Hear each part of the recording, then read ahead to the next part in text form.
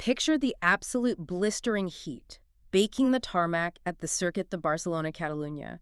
You are staring at the timing screens and the numbers, they just simply do not make sense. No, they really don't. It was wild. I mean, a 25-point championship swing in a single afternoon, Yeah. a catastrophic multi-car mechanical synchronized meltdown. Just absolute chaos everywhere you look. Right, and emerging from all that chaos, crossing the finish line 20 seconds ahead of the rest of the world is Lewis Hamilton. But he's not in silver, he's in Ferrari red. Which is a visual that feels entirely like a glitch in the Matrix on It totally does.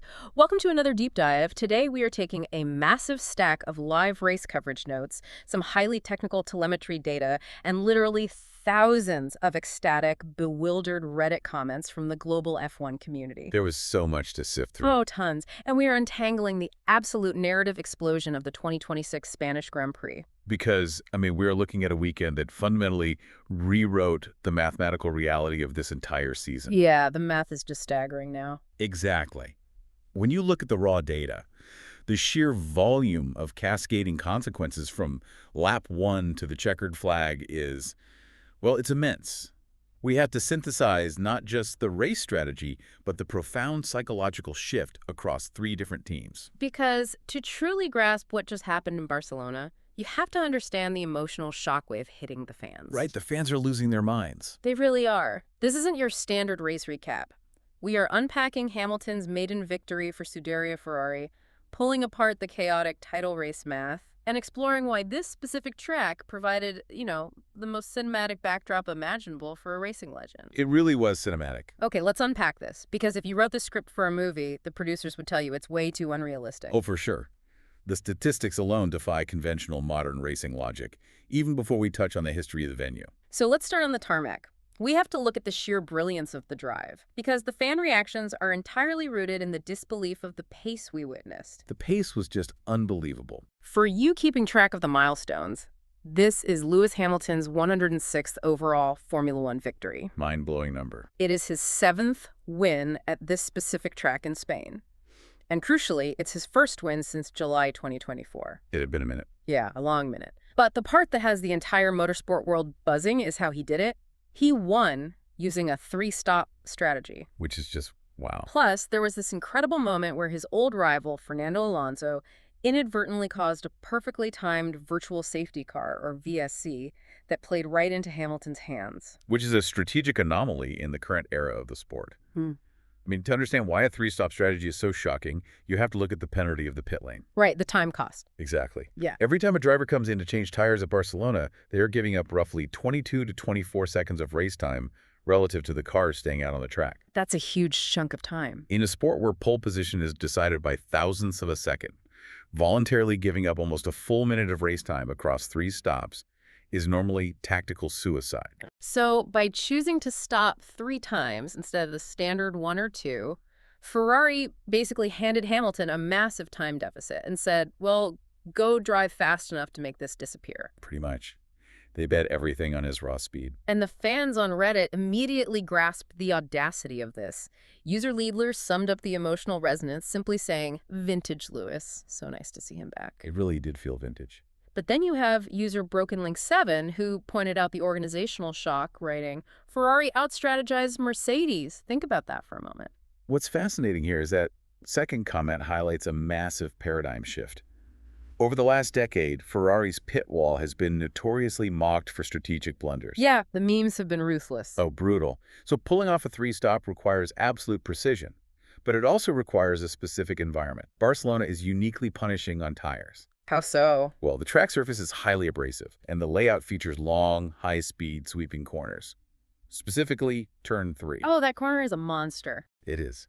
That corner puts immense thermal stress on the front left tire. It physically tears the rubber apart. I see people compare it to driving on a cheese grater at 200 miles an hour.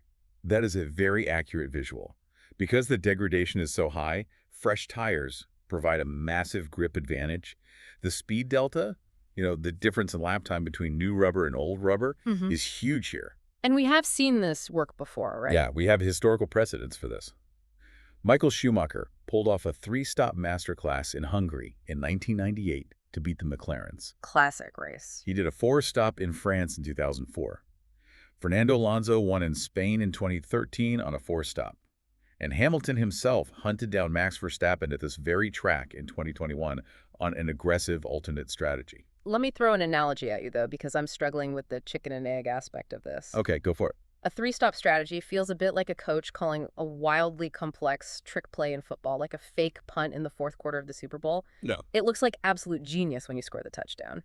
But hold on, if the car's just fundamentally faster than everyone else, couldn't anyone win on a three-stop?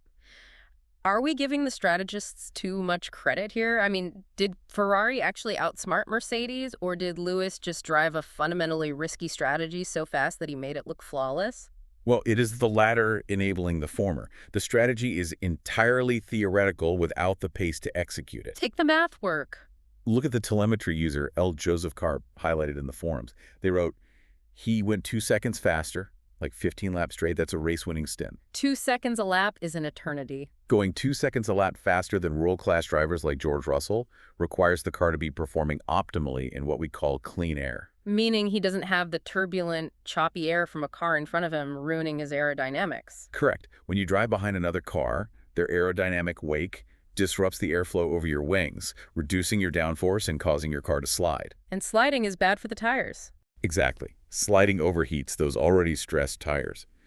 So the strategist had to time Hamilton's 3 pit stops perfectly so that he emerged onto empty sections of the track. Wow, okay. If they dropped him into traffic, he would have destroyed his tires trying to pass people, and the strategy would have failed. And we also have to factor in that massive 8-part upgrade package Ferrari brought to this race. Right, that was huge. They redesigned the side pods, tweaked the floor to generate more suction, brought a new front wing. The fans were debating if it was the driver or the car, but finishing 20 seconds ahead of Mercedes proves those upgrades are terrifyingly real. They are very real. But add to that the sheer luck or maybe serendipity of the virtual safety car. Ah, right, Alonso. Under normal racing conditions, pitting costs you 24 seconds.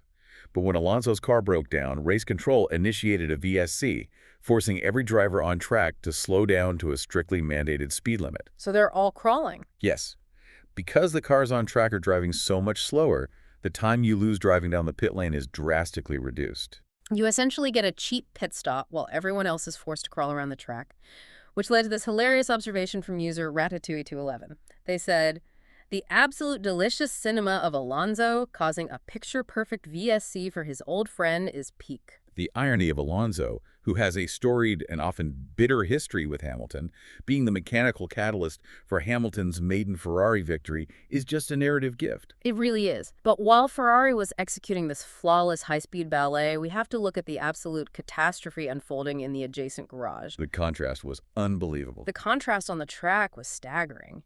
As Lewis was putting on a clinic, his former team, Mercedes, was suffering a complete and total meltdown. A meltdown that has immediate, severe mathematical consequences for the entire 2026 season. So let's look at this dynamic. You have Kimi Antonelli, the young prodigy who stepped into the Mercedes seat that Hamilton vacated. Massive shoes to fill. Huge. And for a large portion of the race, Antonelli was brilliant. He actually hunted down and passed his veteran teammate George Russell on pure raw pace. On pure merit, yes. But then, with just 4 laps to go, Antonelli suffers a catastrophic engine failure. Smoke pours out, the car dies, and he records a DNF, a did not finish. The mechanical failure of a power unit this late in the race is devastating. Modern Formula One engines are incredibly complex hybrids. Yeah, they're spaceships at this point. You have the internal combustion engine, the turbocharger, the MGUH, which harvests heat energy from the exhaust, and the MGUK, which harvests kinetic energy from braking. Wow. And when a failure produces that much smoke? You're usually looking at a catastrophic failure of the internal combustion engine itself, likely due to thermal limits being breached. And the fans immediately started crunching the numbers on what this means for the championship. User 1408 laid it out bluntly. They said, this year is Loki Hamilton's best shot at an 8th. Undoubtedly dominant Mercedes car, but the Ferrari isn't so bad. Kimi is a year shy a rookie, and George isn't a threat. That analysis holds a lot of weight when you look at the point spread. Because Antonelli recorded a DNF, he scores 0 points for the weekend. Hamilton, taking the win, scores 25. That is a massive 25-point swing in the standings. Huge. Furthermore, Hamilton gained 18 points on Russell. The gap between Hamilton and the Ferrari and Antonelli in the purportedly faster Mercedes is now down to just 41 points. 41 points is nothing.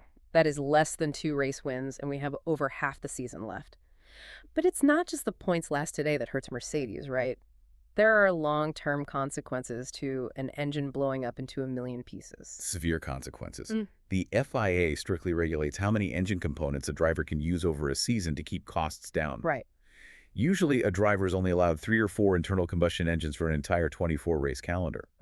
Having an engine physically detonate in round 7 means Antonelli has lost a crucial piece of his allocation. Oh, that's rough. Later in the season, when he inevitably needs a fresh engine that exceeds his limit, he will be slapped with grid penalties.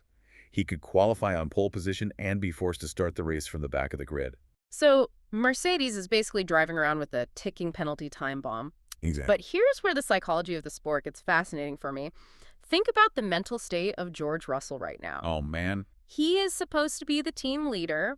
He is the veteran who waited years for Hamilton to leave so he could take over. And today, he watches the rookie not just catch him, but pass him on track. That has to hurt. Sure, Kimi's car blew up, and user unusual Coat 383 joked about it, saying, "George buzzing that Kimi got Georged," referencing Russell's own history of late race bad luck. Right, the famous Russell luck. But if you are Russell, the points don't hide the reality. You were slower. If you're George Russell, how do you sleep at night? You're happy your teammate DNF'd because it saves your point spread, but you must be terrified because he outpaced you again. The internal pressure on Russell is immense.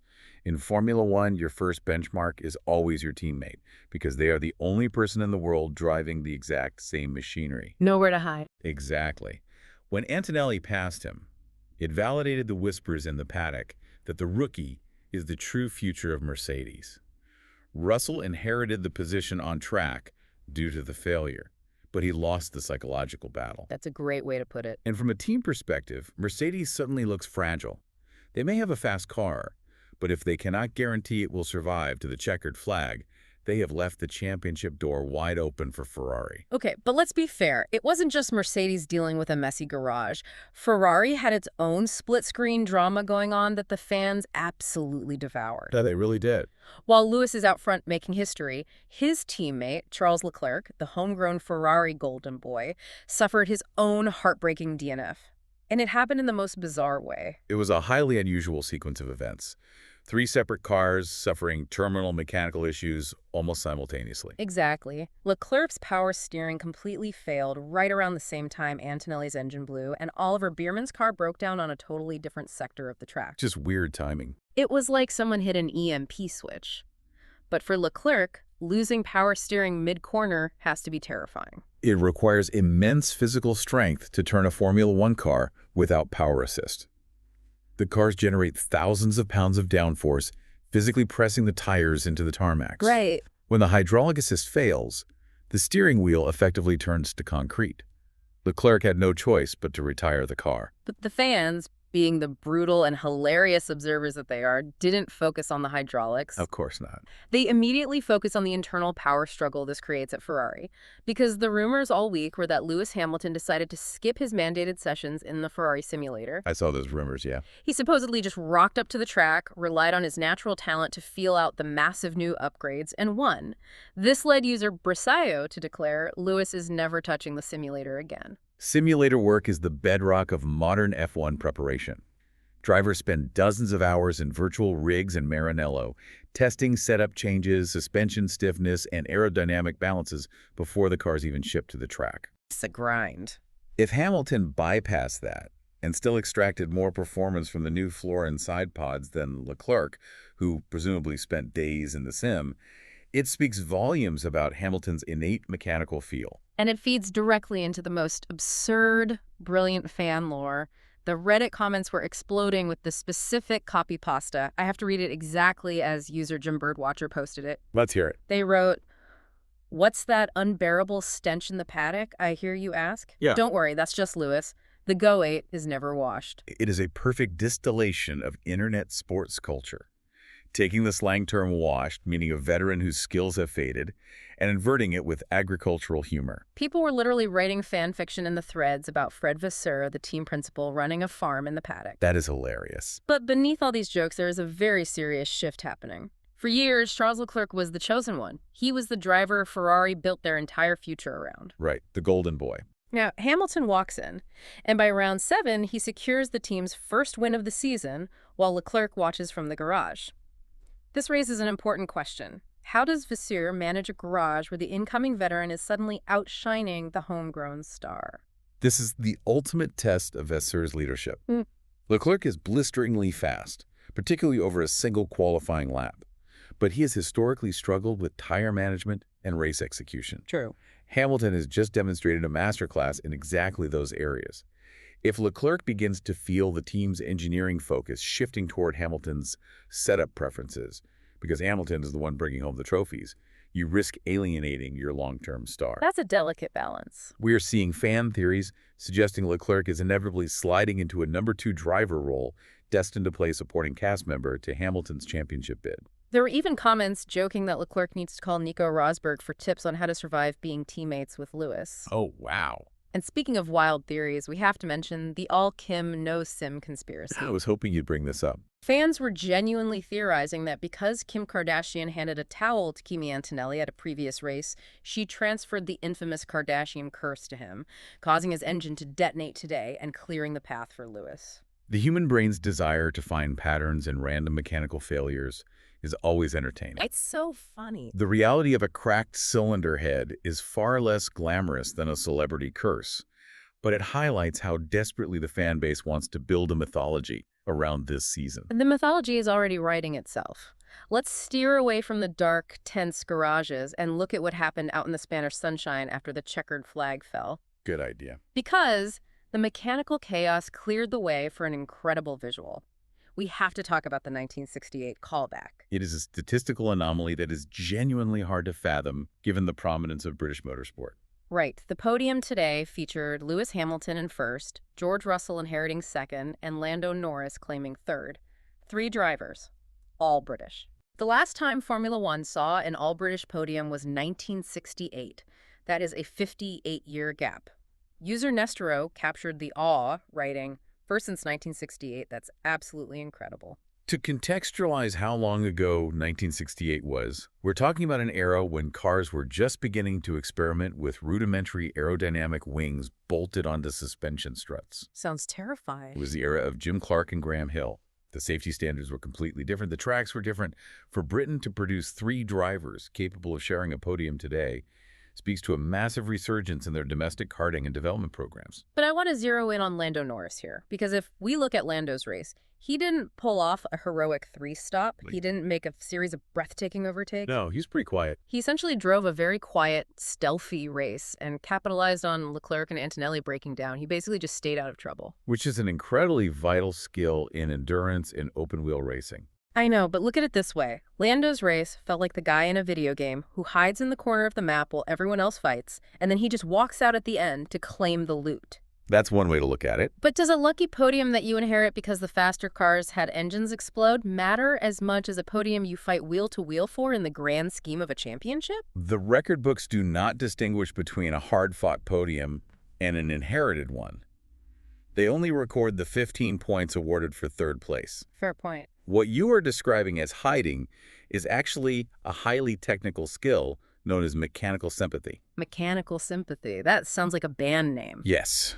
When a track is hot and the surface is abrasive, the car is suffering. The gearbox temperatures rise, the engine runs hot in the dirty air, and the tires blister. Everything is on edge.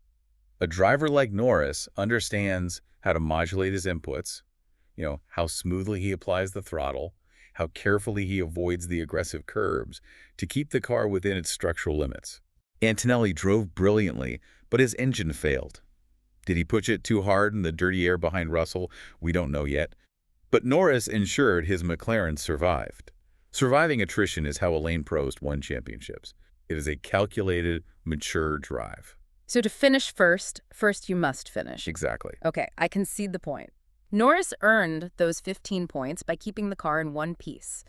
But while the math and the strategy of the race were fascinating, the actual atmosphere after the cars parked in Parc Fermé, the secure area where the cars are held after the race, was pure theater. It really was. This brings us to the cinematic poetry of the podium. The post-race environment often strips away the PR polish, and today we saw some incredibly raw, unscripted moments. Let's set the scene. You have the cars parked, the drivers are getting out, and who is standing there holding the microphone for the official post-race interview?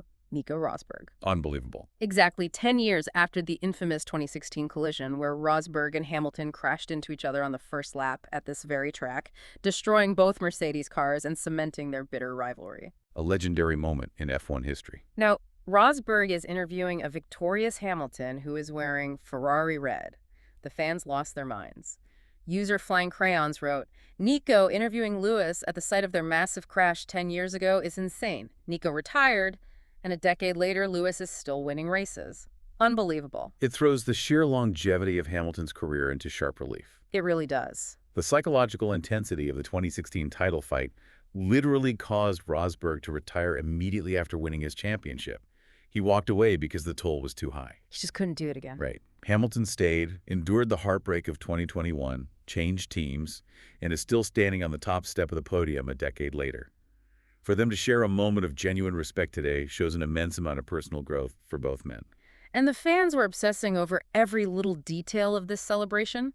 Hamilton is up there wearing a do-rag on the podium, just completely radiating this relaxed, untouchable aura. Total confidence. Then you have Kimi Antonelli, the rookie who lost his engine, the kid who was literally hired to replace Hamilton, running out to Parc Fermé to hug Lewis. Antonelli's gesture is profoundly significant.